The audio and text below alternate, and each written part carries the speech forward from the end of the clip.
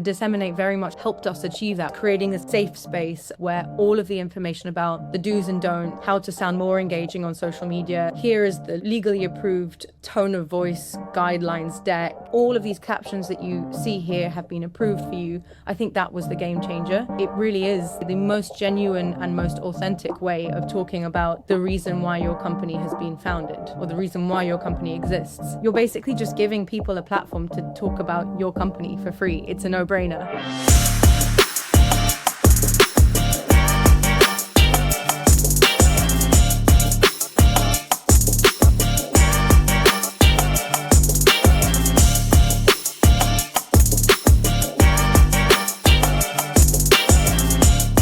Hello and welcome back to the Employee Advocacy and Influence Podcast. I'm your host, Lewis Gray. My co-host today is Elliot Elsley, and we're joined by Verena Camesasca, who is responsible for launching and scaling the Employee Advocacy Program at Philip Morris International. You're going to hear about how she migrated their program from one platform to another while simultaneously rebranding and relaunching it. You'll also hear about how Verena drove adoption by promoting the program at company events with things like branded merchandise and much more than that.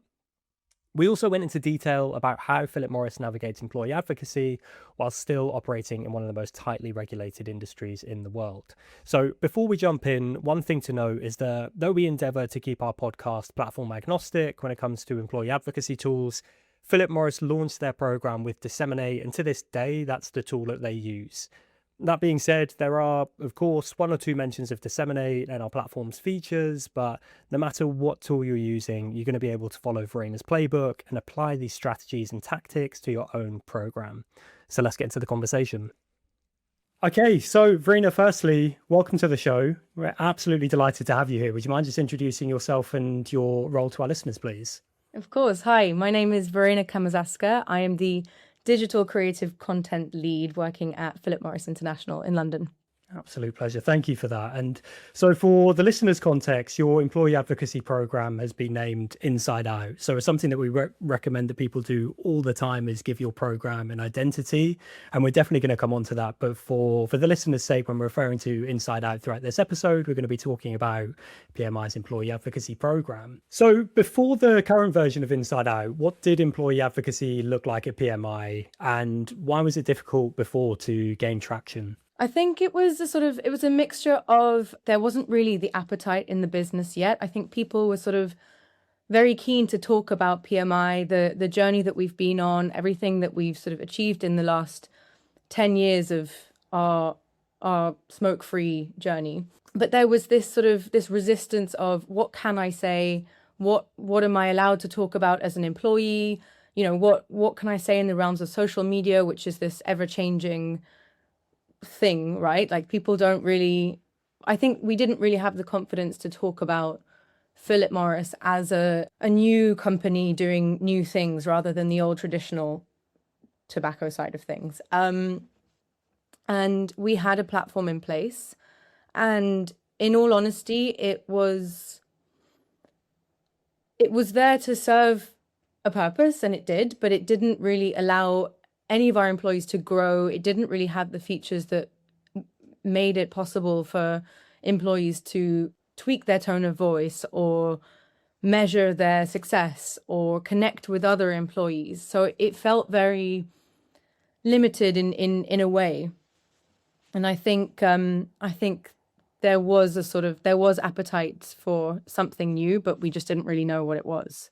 I always find, and I think this is particularly in regulated industries where people have that I'm unsure what I can and can't post, just the access to a tool that's like, actually everything's here and it's sourceable and I can find stuff I'm interested in and that I work on, but on top of all of it, I know I'm allowed to share this content. Is that a big step change for the business? Exactly, 100% that. It was I think we were at the bottom of the mountain, didn't really realize what we needed in order to supply our employees with the yes, you can, here it is, off you go. It was more sort of, we would like to talk about what we're doing as a business. We don't really know how. Whereas I think creating that and DSMN8 very much helped helped us achieve that was creating a sort of a safe space, a hub where all of the information about the do's and don'ts, the how to sound more engaging on social media, the here is the legally approved tone of voice guidelines deck. All of these captions that you see here have been approved for you. I think that was the game changer. That really enabled employees to say, okay, well, if it's got the green tick, then what's stopping me from sharing?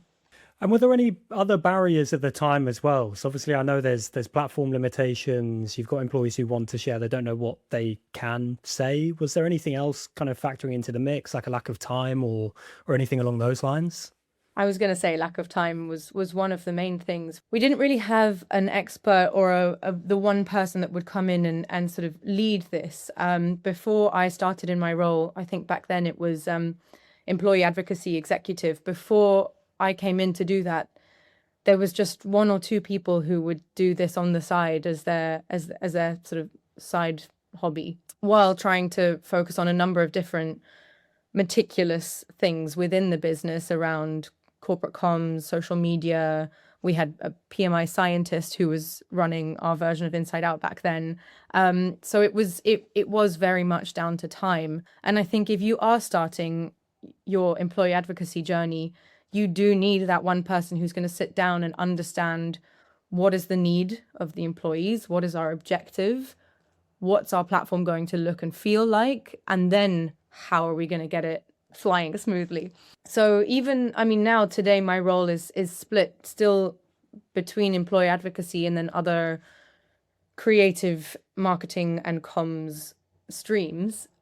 I still think we really needed that year or so for me to just immerse myself in all things employee advocacy. And I think with the help of DSMN8, that kind of skyrocketed within the year.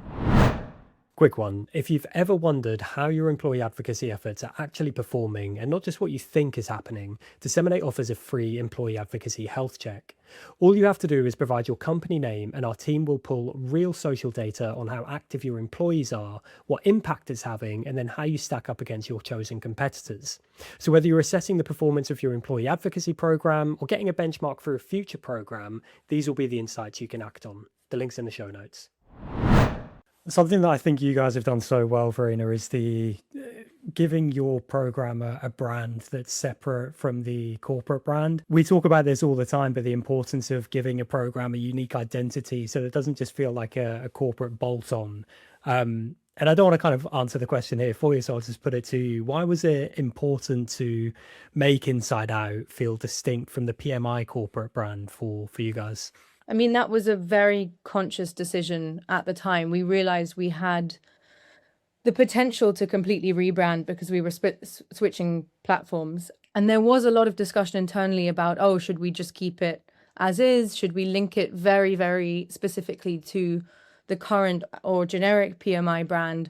Or third route, should we actually go a little bit off-piste and create something very memorable that's new, that people will recognize? And we decided to go for the latter. And I think the uptake of people realizing that they had this new brand, that we also, I mean, not only did we creatively design something that was very good looking, I think, and very aesthetically attractive, we also then announced it in town halls. We created digital signage that we presented across the entire, like multiple offices around the world, that invited people to sort of find out more about this new InsideOut. That combination is really what set the bar for what this new InsideOut was to be. I think it's a really important thing to do, rather than just half-heartedly soft launch something like, you know, a new employee advocacy platform, but just really go all out and shout about it, because it is something that's empowering to the people that you've hired, right? Why not talk about it in a way that's pertinent to you, that's individual to you? The bottom line is we've done it in a way that's going to be bespoke. I think that was the thinking behind the rebrand, is let's make something that's really quite special. I'd really encourage anybody listening as well to go and check out the case study that we did, and Verena, you kindly assisted us on with PMI, because you've got the photos and the videos from the launch events in there.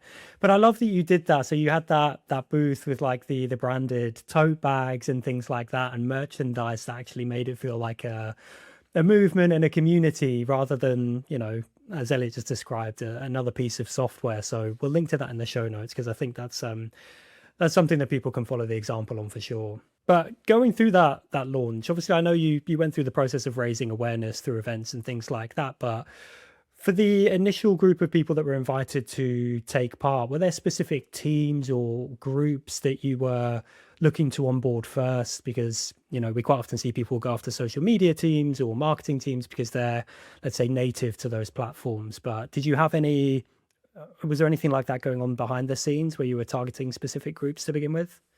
Yeah, we knew what our sort of focus area was with the old platform, the previous platform. We had a lot of people that were interested from sort of sustainability functions, from science functions, just because that had been the focus back then. Our challenge was we didn't know whether to onboard like market-specific groups, i.e., markets around the world, or if we wanted to focus on functions, departments. But we had an event coming up, which was the integrated report, which is a big project within the business that happens annually. And we knew that we had lots of people from the sustainability team who would want to be sort of involved in that. So we decided, let's launch around this report. It was sort of a live event in Switzerland. So we thought, let's, physically get ourselves a booth in the office, and we can talk to anyone and everyone around this event, around the days following the launch. And that proved to be really, really successful, because there were a number of people that wanted to talk about this report. And I think the combination of drop by and have a little sort of how-to social media session with myself, with Emma as well, and also walk away knowing that you can share something on your social channels immediately is a really great combo. It's kind of I don't know how you can phrase it, but it's kind of a how-to in a minute of gaining more on social media, becoming more prominent on social media, and also becoming a bit of a how-to thought leader on social media. I think it's also really helpful. I presume you got quite a lot of like early haptic feedback from those individuals as well when you first launched. And this is the nature for anybody that's launching an advocacy program, and anybody listening. There's always going to be little teething issues with these things that are unique to your business and unique to your ways of working, that you have to kind of just go through the process and find out. So I'd imagine, did you get a lot of kind of early stage feedback? Hey, I'd love to see more of X and Y. The biggest feedback we had was SSO onboarding. I don't know if you've had this or heard this before, but it's what you were saying, Elliot, of people having to remember their login, and that being a huge barrier between using the platform on a daily basis versus only using it when you can remember your password. And at the beginning, we didn't have SSO sign-on, and a lot of people did come to us and say, it would be so much better if that's something that you could implement. Once that was implemented, the interest in signing on was also much greater, because people were like, oh, perfect. I just need to sort of log in once and then I'm done. I'm remembered. Frictionless elements to all kind of tools is a big factor in that, but advocacy particularly, where you're asking people to go outside of, perhaps their job description to a degree, and outside of their typical bounds of working that they may have originally joined the business under. So as simple as you can make this, things like SSO just make such a big difference to just go, actually, this is a big step change for people's access to this tool. And you also have the nicety that you can just uncork it for everybody in the business, essentially, and have that control, at your IT level, depending on how stringent your IT team is, which basically any business over about 200 people, there's a very stringent IT team, usually kicking around. Yeah. And Verena, did having the senior leadership team on board, or certain individuals from that team, change the perception of the program internally, do you think?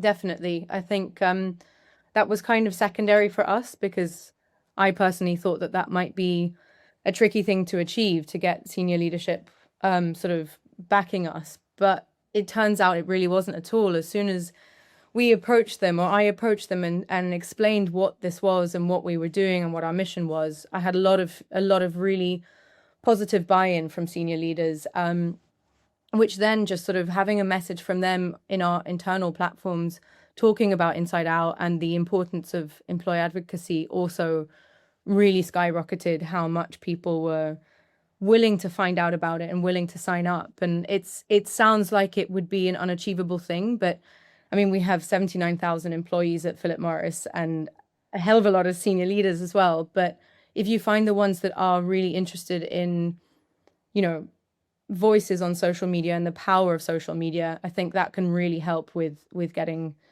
that buy-in from above. And from an industry perspective, Verena, the amount of people that we've spoken with who work in regulated industries who were, I guess, naysayers in the early stages of their employee advocacy journey, where they just thought that it would never get off the ground for the reasons that I guess we've touched on already. Employees are a little bit apprehensive. They want to do it. They just don't know what's okay. Obviously, you've been through the process now. The program has scaled, continues to scale. But what would you say to anybody that's in that position now? Don't knock it till you try it, right? I think it can never be a bad thing. I think you're only ever going to gain a lot of insight and a lot of overview of what your employees want to share and what your message is as a company, right?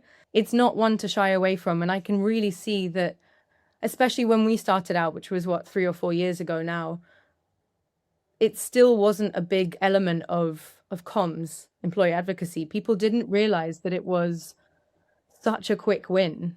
And it's kind of crazy because it's not free, but it's free speech, right? Employees are sharing their thoughts. I've said this earlier already. You're basically just giving people a platform to talk about your company for free. It's a no-brainer. I know I probably shouldn't frame it like that, but it really is the best way, the most genuine and most authentic way of talking about the reason why your company has been founded or the reason why your company exists. Yeah, to anyone who isn't willing to try it, I'd say, why not? It's such a it's the most authentic way you can talk about what it is that you've created. If I could clip any statement ever, it is exactly what you've just said. Right? It is such a quick win. And I think that's the other thing that people don't fully recognize. It's not overnight that you roll something like this out. No. And particularly at larger businesses, you go through the stepping stones of the process and you need to set things up and there's stakeholders involved. But provided you can get through those steps, which aren't particularly difficult for most businesses, it is an overnight success. There are overnight figures that kick into this. Do you find yourself reporting on those? Are they becoming more centrally reported now? Yeah, very much so. And I will caveat that I am the least favorable data person. I hate numbers so much. I refused for a long time to even engage with the data dashboard or the analytics dashboard of InsideOut until I forced myself to. And I was actually really pleasantly surprised because, I mean, this is, by the by, this is a side note, but it's so easy to use, the DSMN8 dashboard. So thank you very much for doing that. And B, it's such, again, a quick way to show your stakeholders, your managers, your founders, your CEOs, whatever, of the success. The goals that we had set for ourselves in the first year, we surpassed, which we didn't expect. I think we set ourselves quite high goals. I think it was 800. Oh no, I think it was 1,000 employees or 1,000 users by the end of the first year, with an overall content reach of 4 million, which was not far off what we'd seen the year before with the previous platform. I think, if I've got my numbers right, and I probably should have checked, in year one, we had 11 million by the end of the first year. Don't quote me on that, but I think that's roughly what it is, which is insane. That's an incredible number to take to your teammates, to your managers, to your stakeholders. And it's not like fudged data. This is what your employees are sharing. It's not, we haven't put paid behind it. We haven't asked everyone to go and like it. It's just employees sharing what employees want to talk about. That really does show the power in the numbers and the data, which I should definitely pay more attention to and definitely do now. Yeah, I think it's only natural, particularly at the beginning of these sort of things where it takes time to kind of get into it and for the data to be exciting, right? And as you said, that first year is kind of as everything scales. And then all of a sudden you look back at a year, you go, whoa, we've got 1,000 people here all of a sudden, and we've done 11 million in kind of content reach, and we've done X in impressions and video plays and all of these different things. It is pretty mind-blowing. I think it can be difficult for some people in month 1 and 2 where those numbers don't feel as exciting initially because you've got 50 people that have only just onboarded and it's growing. But I kind of think that even that, I remember feeling this actually, that in the first 3 or 4 months, I think we had a growth of around 100 employees or 100 users. Even that back then, it feels, and especially if you are someone who's running this project by yourself, which is often the case, right? I think if you can see that you've got 100 people willing to find out about what it is that you're curating for them, that's already huge. I would say to anyone starting up for the first time, don't be deterred by the smaller numbers. Know that you will eventually get to the thousands, 2,000s, 3,000s and plus, but focus on those 100 people, nurture them, ask them what they want. It's the moment at the beginning where you can really get the sort of testing feedback process running quite smoothly and find out what's not working and what actually perhaps people might want to see more of. So yeah, no, I think the first 100 people are very important. I think what's so important about what you've said as well is you're talking to your colleagues to understand what they want to share, getting their feedback. That's so important. If you've got ambitious goals in mind, it's one thing to constantly look at the numbers and just keep firing out invites to get more people into the platform. But ultimately, you're falling at the first hurdle if you're not making the platform what your colleagues want it to be. They're there to share content. You have to find out what's going to resonate with them and their audiences. So keeping that feedback loop open, I think, is, equally important as, sending out invites to get new people within the platform, because it's much harder to get them back once they lose interest. And quite often, unless you're going through a whole relaunch, getting people back on board with something like this after the, first instance perhaps hasn't worked out is, it's going to be a hell of a lot harder than getting new people on board. Obviously, Verena, I mentioned about the fact that we'd worked on a case study together. I can't remember the timeline of that case study now. I think perhaps PMI had been working with DSMN8 for around 18 months to 2 years at the time. This is at least 2 years ago now that you and I worked on that together. So if you can cast your mind back, how has the program evolved behind the scenes since then? What's changed? The main thing, and this has always been sort of core for us, has been growth and I think also retention. So making sure that the platform continues to grow. We've always sort of set ourselves quite a high target each year, but always making sure that what we're sharing is still of a high quality. And I think what can happen, and this is a sort of good tip for anyone really, is once you've got the first 500 or 1,000, you're like, okay, off you go now. Everyone will just keep resharing and we can just repost here, or we can put a little post out once a week. I think our main thing has always been continuing with the consistency, the cadence of posting, the regular check-ins with our content curators around the world, regular check-ins with our contact at DSMN8, and just making sure that we are as up to date as the platform is, or we're up to date with what our stakeholders want to be talking about. I think that's just kind of been our North Star in the last year, or since we did the case study, which I also can't remember when it was, but I think it's, and that's where we've seen steady growth. I think at times throughout the InsideOut realm, we've had huge peaks in numbers, and that has been around sort of live events and in-person activations, and that makes sense. That will always push numbers up, right? But then you also need constant steady growth, and what does that look like, and what does that entail, and what is required of us in order to make that happen. And I think that's been the sort of, just making sure what we're saying is still important to people who are digesting this information. And I think oftentimes companies can forget, and this is actually a whole other topic really, but I'll say it now anyway, and we can repeat it if needs be. Companies become so navel-gazing and forget that this content is actually going out to a community so far beyond your own company, in our case, Philip Morris. A lot of stakeholders came back and said, oh, well, we've seen 10 people share the same thing. Great. That's good, because that means 10 times their communities will see this content.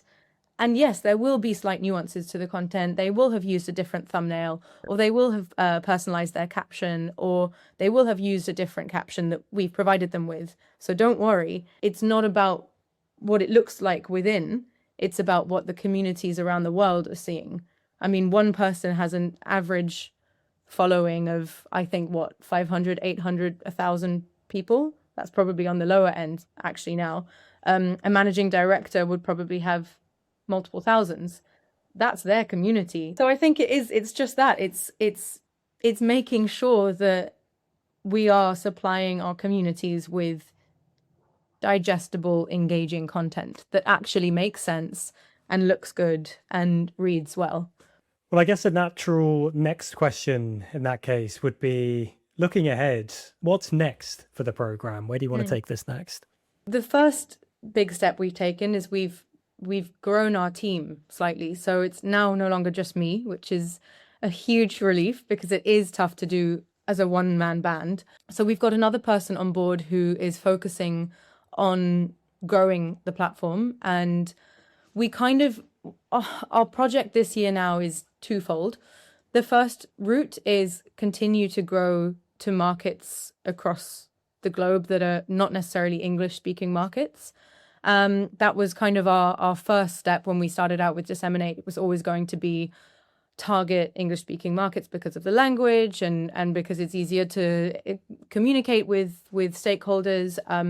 But now we've actually got, we've got the translating feature on DSMN8 on InsideOut, which we didn't really sort of use that much in the past. Content can be curated in English and then translated to countries' local languages, which is fantastic. We want to really focus on in-person and live events this year, because it was something that we dabbled in once or twice in 2024 and 25. Whereas this year we want to go to town halls around the world and present InsideOut to employees around the world, not because it's a great way to talk about a certain campaign, which it is, but also genuinely because it's something worth having in one's daily life if you want to become more of a prominent speaker on social media, or if you just want to grow your LinkedIn, or if you want to connect with people, or if you want to become, in a way, a thought leader of your own. So I think we've got our next event coming up is a town hall in London, where we want to go even bigger on the merch. We want to make, more tote bags, more stickers, more this, more that, and also present to, I think it's going to be around 400 people, the power of InsideOut. So not just, hey, here's this cool thing, sign up here, here's a QR code, but actually what this can lead to, and show real life cases of the results. I mean, we've had some people share content and had insane engagement under just one post. So I think we want to actually spotlight the people who are growing on InsideOut. So yeah, watch this space. We'll see how it goes. Oh, I love that. And I guess final question, I mean, you're just talking about spotlighting employees is a huge win, because people are starting to see the benefit for themselves personally. We always say that, but it goes way beyond the company benefits. But whether it's a personal win, an employee win, or a company win, what's been the biggest win that you've seen from this employee advocacy program? Is it cheesy if I say, for me, it's been my experience with InsideOut and DSMN8. I think I joined never thinking I would enjoy a role as much as I do. I know this sounds so cheesy actually, but this is completely true. I think being able to work on something that is real and tangible, where you can see results immediately that are positive, has been the biggest win. I've loved every second of working with you guys at DSMN8 and Emma. I have to shout her out every time I talk about her. She's just been incredible. I think this was the other thing, was just realizing that I was going to be working with someone who really understood what it was that I wanted to achieve. Again, huge win. And I've never actually had a project before in my career that's been like such a proper passion project of mine. And InsideOut became like my little baby that I just wanted to nurture and grow and help people understand why I cared so much about it. And I think, 2 years later, people turn around and they say, oh yeah, that's Verena who runs InsideOut, and we all know her as that person, and she did a really good job on this. I think that's a huge win, and anyone can do that. Like we said, it's not hard. You just have to have a strong strategy and really care about it, and then you're kind of good to go. So yeah, that's what I would say. I don't think that's cheesy at all. I think that's a lovely win. And we love Emma here. She's just known as the GOAT internally, to be honest with you. Like anytime anything to do with Emma pops up in a Slack channel, everybody just reacts with the little GOAT emoji. Like just no context needed. It's just, who you're talking about. But that's amazing and a fantastic place to finish. Sorry. So Verena, thank you so much for joining us. It's been an absolute pleasure. Thank you very much for having me. Thank you. And thank you everybody for listening. We'll see you in a week's time. Bye for now.